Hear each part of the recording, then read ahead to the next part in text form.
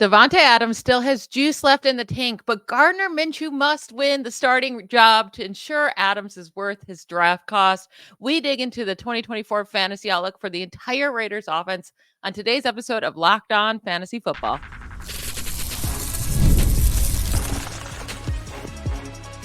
You are Locked On Fantasy, your daily NFL fantasy podcast. Part of the Locked On Podcast Network, your team every day. Thanks for making Locked On Fantasy Football your first listen every day. I am one of your co-hosts, Michelle Magdziuk, and when I'm not doing this, I'm a researcher and fantasy analyst with NFL Network. And I'm your other co-host, Vinnie Iyer. When I'm not doing this, I'm writing about NFL fantasy and betting for sportingnews.com. This episode is brought to you by Game Time. Hop on the Game Time app and use promo code LOCKEDONNFL for $20 off your first purchase. Terms do apply. We are going through all 32 NFL teams and giving them each their own episode with going through the entire fantasy outlook for the 2024 season. Today's turn is the Las Vegas Raiders, one of the trickiest teams, I'll say, to try to figure out what they're going to look like this year.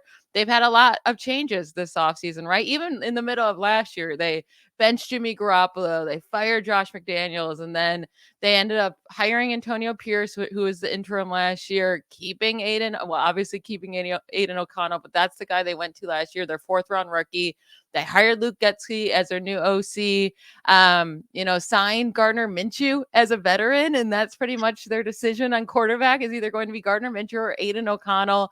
They let Josh Jacobs walk in free agency, just signed Alexander Madison, so it looks like Zamir White will get a chance to lead this backfield. And then in the draft, they decided to take tight end Brock Bowers with their first round pick. Instead of, going with maybe a defensive player, but they decided, you know what, I know we drafted Michael Mayer last year in the second round, but we want to take this generational talent in Brock Bowers. So very interesting choices by the Raiders this offseason, I'll say. But we had to figure out who in the world is going to be the starting quarterback, right? To be able to figure out the rest of this fantasy outlook.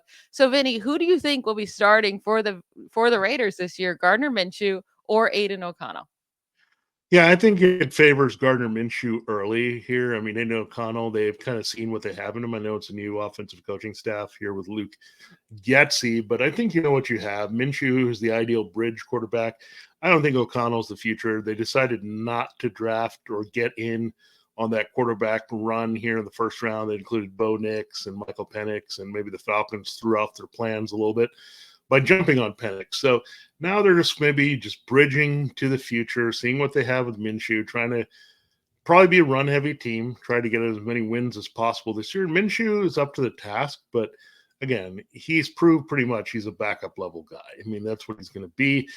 Eagles, he was okay. The Colts, I think, overexposed him a little bit here.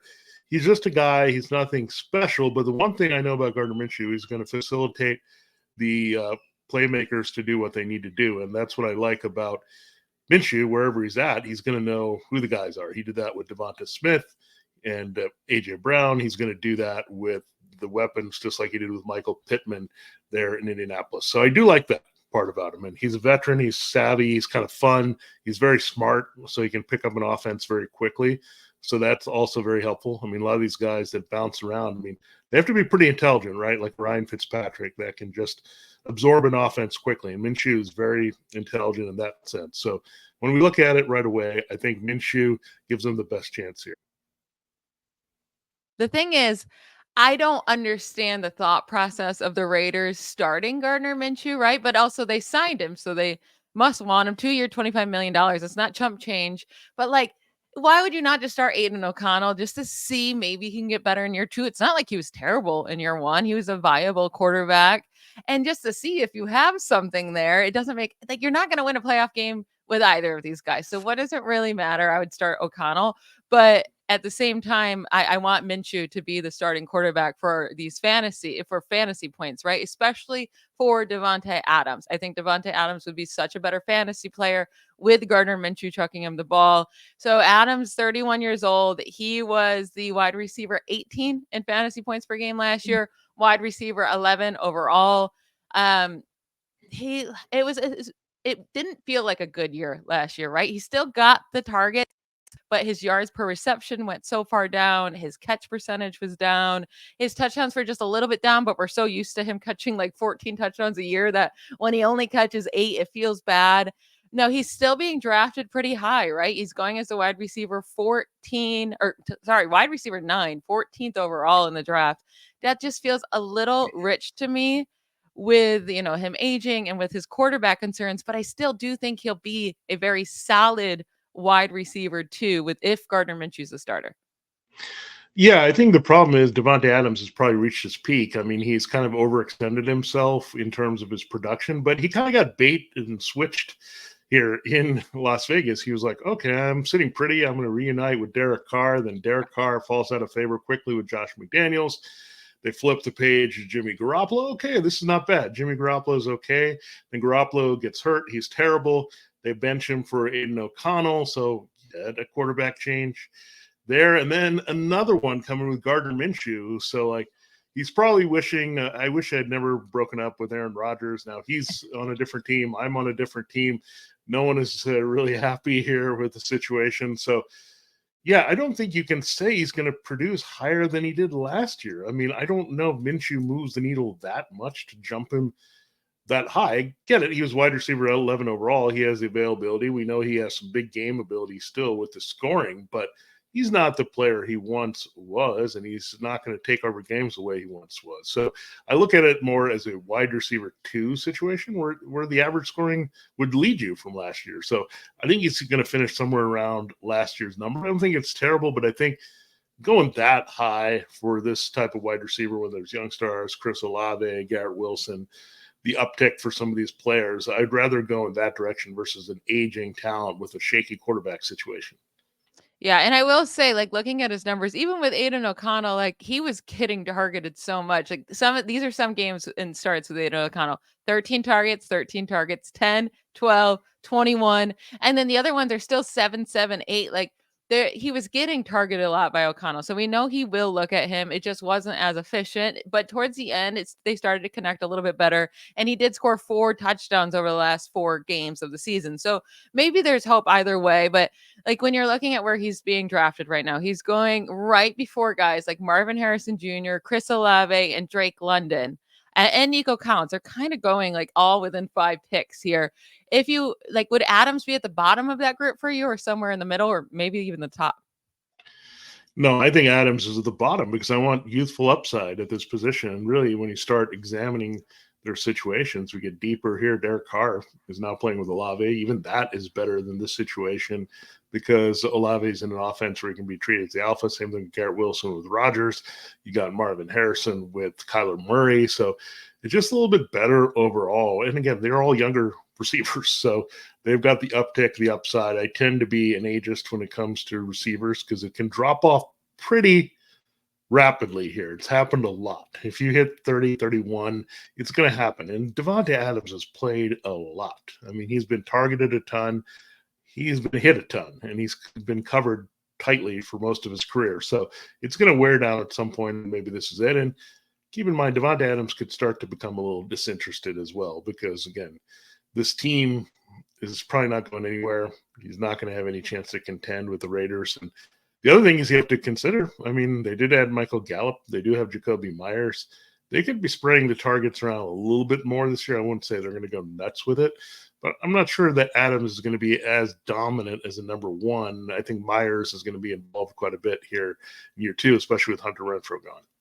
Yeah, I do think he's going to still be a target hog, right? The last 2 years, while he's been with the Raiders, 180 and 175 targets. Yeah. The difference is that yards per reception last year, 400 fewer receiving yards than he had in his first year with pretty much the same amount of targets. So, like, I probably, when we were just talking about that group, it's Harrison, Olave, London. I'm still going to take that over Adams. But with then once you get to the Nico Collins, Nico Collins is more exciting and younger, but he has so much more competition for targets. So I think I lean the Adams way there. We will get into some of the competition that Adams does have in our next segment, like Jacoby Myers, like rookie Brock Bowers. Are we able to draft him this year and hope that he can be the next Sam Laporta? We'll dig into that in our next segment. This episode of Locked On Fantasy Football is brought to you by the Game Time app. Buying tickets to your favorite events shouldn't be stressful. Game Time is the fast and easy way to buy tickets for all the sports, music, comedy, and theater near you. With killer deals on last-minute tickets and the best price guarantee, you can stop stressing over the tickets and start getting hyped for the fun that you'll have. If you're headed to a baseball game anytime soon, I promise you Game Time will have your back. I use them all the time for football games, baseball games, comedy shows, like anything I go to. I know Game Time will have the best seats and the cheapest seats as well. It's the fastest growing ticketing app in the country for a reason. Get images of your seat before you buy so you know exactly what to expect when you arrive. Buy tickets in a matter of seconds, 2 taps, and you're set. And tickets are sent directly to your phone so you never have to dig through your email. Take the guessing work out of buying tickets with Game Time. All you have to do is download the Game Time app, create an account, and use code LOCKEDONNFL for $20 off your first purchase. Terms do apply. Again, that's code LOCKEDONNFL, LOCKEDON NFL for $20 off. Download Game Time today. Last minute tickets, lowest price guaranteed. Last year at this time, Vinny, or maybe like a month later, because I just started in late July last year, you were talking up this guy, Jacoby Myers. You were like, let's not overlook him just because he's leaving the Patriots, going to the Raiders. I think he's a nice, cheap value. And he was, right? Especially with Jimmy Garoppolo. Jimmy Garoppolo loved Jacoby Myers. It went down a little bit with Aiden O'Connell, but he was still a great value last year. Finishes wide receiver 25 in fantasy points per game. And then with Aiden O'Connell from weeks 9 through 18, he was still wide receiver 30 in points per game, but you got him way cheaper than that. And he's still way cheaper than that, right? His cost right now is wide receiver 51, 121 overall. Are you still on the Jacoby Myers train, Vinny? Well, so much has changed from last year, Michelle. I mean, it was just the previous offense was his offense from New England. He knew it. He had a quarterback who knew the offense and Jimmy Garoppolo. Now you have a guy that's coming in with a new offense with Luke Getsy. So everything we wanted to like about Jacoby Myers kind of gets blown up here. And it's very hard, as we said from the top, it's hard to figure out what they're going to do exactly. I mean, Luke Getsy's passing game didn't exactly inspire when he was with the Bears. So all of a sudden, I don't want to invest too much in this because it really supported two positions, a DJ Moore and a tight end last year. And I don't know if you're going to get more out of that. And Adams, keep in mind, was with Luke Getsy. They have a connection in Green Bay, so that could favor Adams a little bit more. So I have to see what Jacoby Myers' value is going to be here. Is he going to be used as a big slot? They added some guys that they could put on the outside for 3 receiver sets. Is it going to be more 12 personnel with Brock Bowers and Michael Mayer, and then Myers and Adams are the only receivers on the field? There's a bunch of possibility. Getsy is kind of all over the place. We saw that with the Bears last year. Different formations, everything can go there. So it's really hard to determine his value. But I think wide receiver 5 is fair. Just let's start with that. He's a decent value. I think he's a pretty good receiver. I'm just worried about this offense in general, all the changes. So he was a good value last year. I mean, again, I think his drop-off has been factored in, however, at his cost, right? When you're at wide receiver 51, we've already done that. I mean, this is 26 spots lower than where he finished last year. So he could still make that difference and end up somewhere wide receiver 35 to 40, and he's still a good value. May not be as good as he was last year, but he's got to see some balls here. I mean, they got to throw to someone. And keep in mind, Bowers is a rookie. We'll get into that. It's hard for rookie tight ends to produce. And again, Hunter Renfro's gone. He already displaced him last year. So I think it's going to be a lot of Adams and Myers getting targets. So I think it's a good value. I just am not as high on him to finish much higher than like a back end wide receiver 3 or platoon wide receiver 4. Yeah, that's the thing. So last year, I mean, he got 20% of the team targets, right? I mean, it was really just Adam and Myers and nobody else. Like Josh Jacobs was the third on this team at 54 targets. Michael Mayer, who I felt like we didn't even see on the field, was 4, so it's 40 targets. So with Michael Gallup coming in, I expect him to take the few targets that Hunter Renfrow did see last year. So I don't know if how much Brock Bowers does hurt him, right? Because you brought up Luke Getsy, and when you think about the Bears, especially last year, DJ Moore and Cole Kmet, right? Those are the 2 guys that got the targets, mostly just DJ Moore. So that's what I kind of expect, mostly just Davante Adams. But with Brock Bowers now here, can he play that Cole Kmet type role, but even be better at it, right? Because he is coming in as one of the most talented tight ends we've seen in a long time come in. So with Brock Bowers, his ADP is at tight end 10, 101 overall. We'll see if the rookie hype keeps moving him up this cost as we get closer to the draft time. But I think a lot of us know it's risky to take a rookie tight end. Like, don't be thinking, oh, well, Sam Laporta did it last year. Like, that's very, very rare. It's even rare to get a season like we did from Kyle Pitts, right? Like, he didn't score any touchdowns. He got a lot of receiving yards, was solid for fantasy. But Brock Bowers is in a situation, though, that he could be the number 2 target on his team. And that's kind of what you're looking for in a tight end. So I'm in the middle here with Bowers. I don't think his price is crazy. I just don't know if he can be your sole tight end that you have on your roster entering week 1. Yeah, I mean, I did like the pick in reality at all because I thought the Raiders had bigger needs. But in terms of fantasy, it's a little intriguing. It is Tom Telesco taking over as a GM. He did work with Hunter Henry.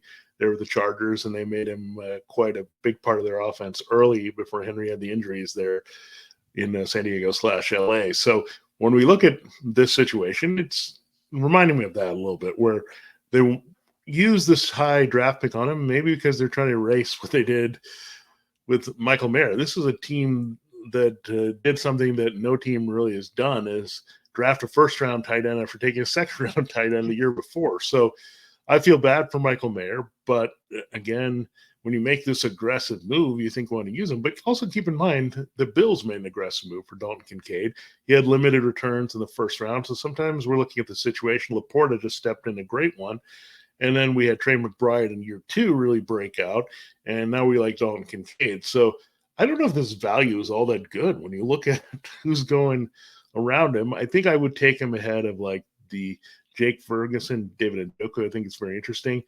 But I've talked about how TJ Hawkinson might be a good kind of stash with the Bowers. And the problem there I have is that Bowers may not be effective early. Then you got a guy that's hurt in Hawkinson, and then you have Bowers. So you might want a guy that could be good or decent, like Bridget to early, like a Dallas Goedert could have some value early, and then things open later for Bowers. But I think there's some very good values that are a little bit later. I mean, I like Pat Freiermuth quite a bit. I think Dalton Schultz is not someone I want to target there, but he could get you through a few games before you have Bowers. So there's some good values after. I'm just not going to assume his role here. I just want to see things play out a little bit. If I get some indication that he's going to be a key part and can be in that commit role, then we're going to go that direction. But just be careful about overdrafting Bowers. Again, rookie tight end history, more anomalous in 2023 than usual. Yeah, I mean, I want to like just reiterate here how impressive and how great Brock Bowers is, though, right? So if we're going to be a guy that really blows us away, it could be him. Just like comparing FBS players to each other over the last 3 years, it was only Brock Bowers and Marvin Harrison Jr. that have had 2,500 plus receiving yards and 30 plus touchdowns since 2021. That's all he's with. He's done things that other tight ends just have not done in college. And then also just he is so good after contact, so good at forcing missed tackles. Like, he can be a really special talent if he gets the targets, and he's in a situation to get targets. So I am interested in taking Brock Bowers. He just can't be my only guy. So I have to be open to taking 2. And that means I'm not taking a tight end early whatsoever. Like, I'm not taking a tight end in my first eight rounds. I would be very, very interested in the Jake Ferguson, Brock Bowers kind of coupling, because I think Ferguson's so safe. I think you can plug him in any week and he'll probably get you around 10 points. You're safe to get around there. And then you still have that super high upside with Bowers to be that difference making tight end in your lineup as you get to the second half of the year, if he does hit. So I would be interested in doing that, but I'm not taking Bowers to be just alone and I have to start in week 1. Like, I'm not brave enough to do that. Yeah. And again, we're going to pay attention to see what happens with the Raiders and their camp and seeing what reports come out. I mean, this is very important to do this with the rookies to see what their roles could be now. There's a little bit of cover and smoke screen on exactly how they plan to use some players. But the biggest thing I'm going to watch is looking at what they do with the reps, with the personnel they put out there. Does Bowers get a few more opportunities than Mayer? Do they want to bring them along slowly? So these are all things I'm going to watch. But you're right. The opportunity and path is there. The history is just kind of working against him as a rookie tight end. We just typically don't see anything again. Laporta happened last year. That makes it less likely someone is going to duplicate that anti-trend here in 2024. We'll close looking at the backfield. This is the most exciting part because I like Zamir White. I'm a big Zamir White stan, so we'll get into that in our final segment. Before we do that, I got to give you a programming reminder. All right. Are you waiting and looking for some better alternatives here to watching Fox Sports or ESPN on your TV all day? Have to turn on the volume with all that shouting?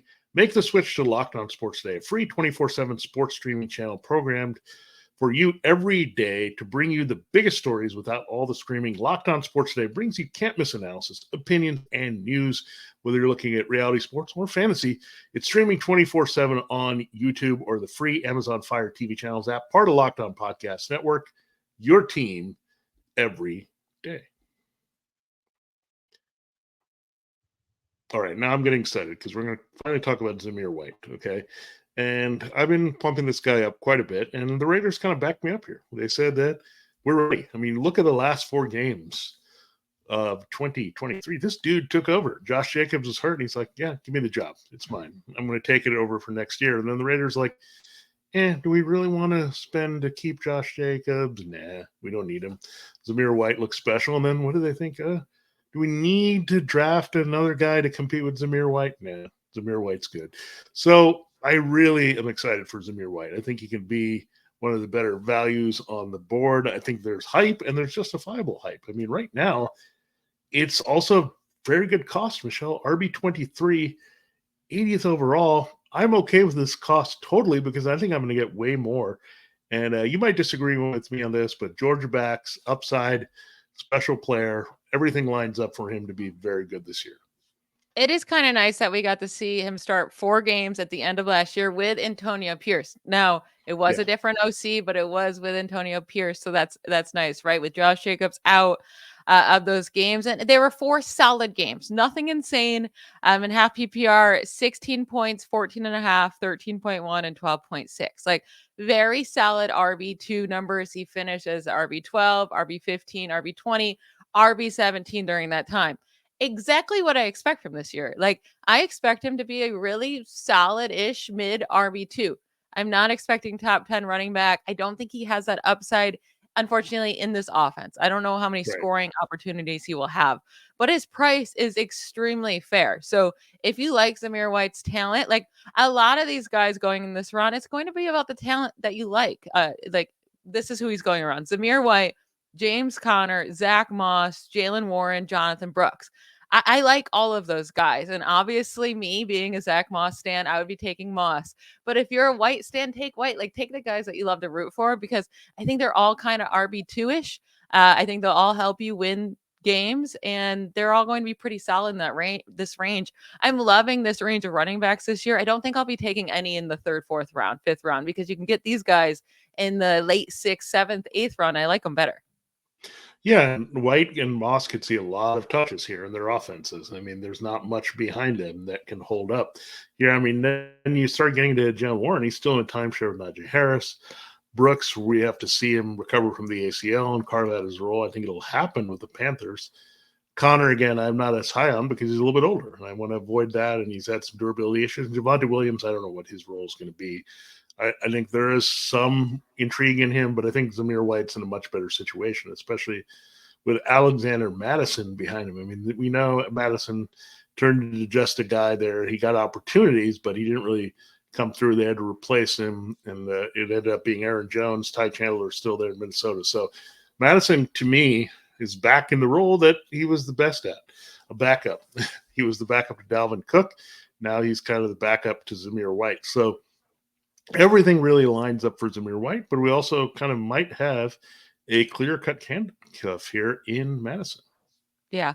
Now, who do you think will be the receiving back? Because Josh Jacobs got a decent amount of targets in his 13 games played, 54 targets in 13 games played. Amir Abdullah was the backup kind of receiving back. And then Zamir White, when he came in, he really didn't see very many targets at all. He had 16 receiving yards, 0 receiving yards, 9 receiving yards, and 3 of the 4 starts. The other one, he had 35. So he wasn't really in that role. But do you think he will be more? Abdullah still on the team. Madison can also catch balls. Are we going to get that reception upgrade from him where he can have a higher ceiling? Well, looking at the Getsy offense, we were trying to extract that value from Roshan Johnson and Khalil Herbert and all these guys in that mix. But what did the Bears do? Pretty much when Donta Foreman was on the field, they were a power running team, and you didn't really see the targets get spread around. And Roshan was known for his pass protection. I think Herbert was the better receiver, but you didn't really see that materialize. So I don't think this is going to be a team that throws to the back so often, especially if you're using 12 personnel and you've got 2 tight ends out there. Adams and Myers are pretty good short area receivers as well. So I don't know if the targets are going to be there. That could maybe hurt Zamir White a little bit if you're in full PPR half point. You might go for somebody like Zach Moss, who might see a few more targets per game in that sense. So yeah, I think he's capable, however, and they might need to use Zamir White. So I think the key for Zamir White is, will they trust him for 3 downs more often than not? If that's the case, he's out there in the pass protection situations, they're going to have to check down. They're going to have to throw short to him from time to time. Minshew's going to have to do that. O'Connell will definitely do that. So he may not have that as strength, and it may not be a designed part of their offense. It's not like they're going to have maybe like a screen game or involve him like a Christian McCaffrey all of a sudden. But I think for the dump offs, the checkdowns, he could rack up some cheap points that way. Have like 5 for 40 games, and that's fine. We'll take that if that's your reception total to really pad some of your numbers over the course of the year. So I'm excited about Zamir White again. I think the Raiders are going to be rather run heavy. We saw that with Getsy.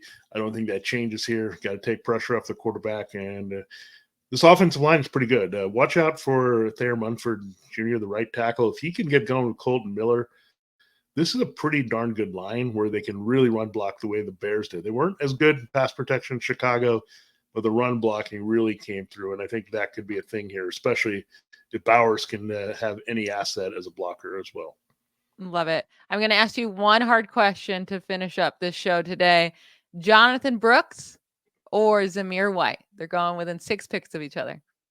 Jonathan Brooks, a rookie for the Panthers, for those of you listening. Yeah, I do like Jonathan Brooks, but Zamir White's my guy. I mean, I know where Path is. He's healthy. He's going to be the lead, where Brooks has to get healthy. Then we got to see him. I think Brooks eventually will be good, but I think Zamir White might be more wire-to-wire valuable as an RB2, where Brooks, you might get some RB1 production on the back end, but you're going to have to wait for it. Very fair. And now you're calling Zamir White your guy, and you know Zach Moss is my guy. So if you had to pick one to take right there, they're going within 3 picks of each other. Is it Zamir White or Zach Moss? I'm going with Moss because I think the touchdown opportunities will be there often. Yeah, I mean, I think I would say if I'm going standard, I might go Moss because of the touchdowns. If I'm going half point, I think I might slowly lean to Zamir White. It's really hard because I'm not sure exactly what you're going to get from Chase Brown. I mean, they're still big on him as kind of a change of pace guy. Is he going to be in the Samaje Perine role to help mix in? That's the hard part. Where, let's just say this: I think Chase Brown is a bigger threat in certain situations than Alexander Madison is. So you're going with White. Yep, I have to go with White. I mean, we are going to have to put some bet down on this for sure. Zamir White versus Zach Moss before the season starts. We'll figure that out. If it's a Georgia back that's healthy, I'm going with him. I mean, Nick Chubb, like, I wish he was healthy. Then I'm just going to say, take Nick Chubb, Zamir White, and James Cook and call it a day. You'll have a backfield if you're going to put up some numbers. So I'm really excited to see what he can do. I'm really excited what Cook can do. I mean, it's just a factory of running backs. And DeAndre Swift, don't forget about him. I think he could have a big year as well. So I don't know, maybe I just became a Georgia players in the NFL fan or something, and maybe that's good, so I can offset your Texas love here. So it's all good. We'll enjoy it here. But, yeah, I'm looking for really good values. I think you pointed out this is a great range. Talk about dead zone at running back. This is the live zone at running back. These are the guys I want as my RB2. I'm going to circle this range in all my drafts. Same. I think my strategy will be to grab a good one early, grab a good running back early that has a lot of outside, and then my RB2 is waiting for this range for sure. But we'll get into all that strategy closer to draft time for sure. Thank you all for making Locked On Fantasy Football your first listen every day. Everydayers, we'll be back next week. We have to finish up the AFC West with the Denver Broncos, and then we'll hop into our next division, probably the AFC North. Don't miss it. Bye, y'all.